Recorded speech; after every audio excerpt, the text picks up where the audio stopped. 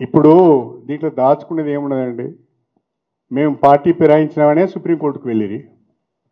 Supreme court ఒక తీర్పు ఇచ్చింది.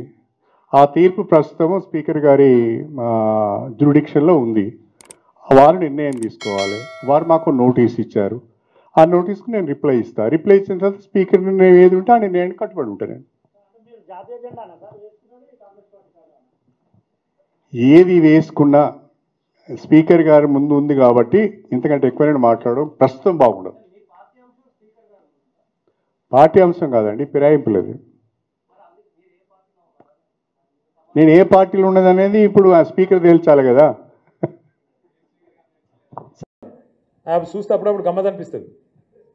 అది సామెతను శకునం చెప్పే బల్లి కుడితిలో పడ్డదని. అరే అసలు తెల్లారు లేస్తే నీతులు మాట్లాడతాడు, ఏదో పెద్ద పెద్ద నీతివంతమైన మాటలు. ఆయన ఒక్కడే మేధావి, ప్రపంచంలో ఎవరు లేడీ, ఎవరికి తెలియలేదు, ఈయనకేమున్నది అన్నట్టు పోజులు కొడతాడు.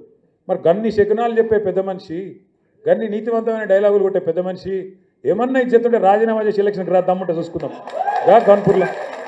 గన్పూర్లో దమ్ముంటే రా, పెద్ద పెద్ద మాటలు ఎందుకు? ఓ పెద్ద భీకరమైన డైలాగులు, బీభత్సమైన పోజులు. గాల్లె గెలుసుడు కాదు కదా.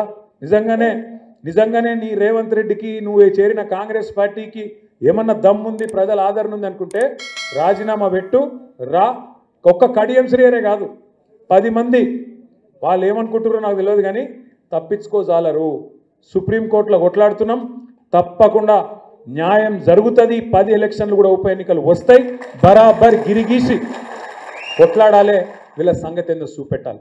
దయచేసి నేను మిమ్మల్ని కోరేది ఒకటే, ప్రజలకు కూడా ఇప్పుడిప్పుడే అర్థమవుతున్నది, మోసపోయినామని అర్థమైంది. మన కోటైన వాళ్ళు కూడా ఇప్పుడు బాధపడతాను. ఇక బయటికి చెప్పుకోలేరు ఇమీడియట్గా, కానీ కొద్దిగా టైం పడుతుంది, కానీ బాధపడతాను. కానీ ఇది మంచిదే మనకు, ఇది ఖచ్చితంగా మన మంచికే. ఎందుకంటే ప్రజలకు కూడా తెలిసి రావాలి.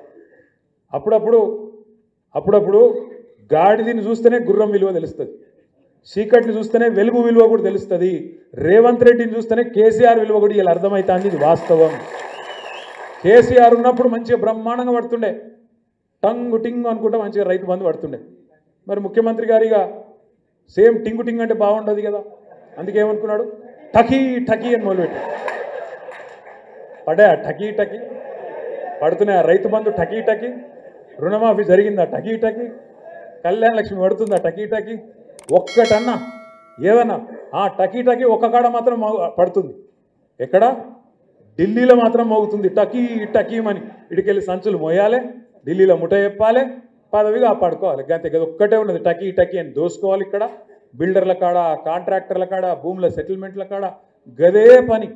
ఏం చెప్తురా 14-15 నెలలకెళ్ళి అంటే గది ఒక్కటే పని మాత్రం జోరుగా నడుస్తూ ఉన్నది. ఒక్క మాట దయచేసి ఇక్కడికి వచ్చిన మా తమ్ముళ్ళు ఆలోచించాలి, ముఖ్యంగా చదువుకున్న పిల్లలు. కేసీఆర్ ప్రభుత్వాన్ని ఇదే రేవంత్ రెడ్డి ఒకసారి కాదు, ఒక 100 సార్లు అన్నాడు, 1000 సార్లు అన్నాడు. అప్పుల పాలు చేసిపోయినా ఆ రాష్ట్రాన్ని, అప్పుల పాలు చేసిండు, ఆగం చేసిండు, నాశనం చేసిండు అని మాట్లాడండి. మేము మొత్తం పురుజ లెక్క తీసి చెప్పినాం మొన్న అసెంబ్లీలో. ఏం చెప్పినాం? మొత్తం 10 ఏళ్ల కాలంలో తెలంగాణ వచ్చినాక కేసీఆర్ ప్రభుత్వం చేసిన అప్పు సంవత్సరానికి 41,000 కోట్లు. సంవత్సరానికి 41,000 కోట్లు. సరే, కేసీఆర్ ప్రభుత్వం అప్పు చేసింది. అప్పుతో ఏం చేసింది అంటే, కేసీఆర్ ప్రభుత్వం అప్పటిదాకా ఘోరంగా ఉన్న కరెంటు వ్యవస్థను మంచిగా చేసింది. 24 గంటల కరెంట్ ఇచ్చేటట్టు అద్భుతంగా, రైతులకు ఉచితంగా ఇచ్చేటట్టు అద్భుతమైన ఏర్పాట్లు చేసింది.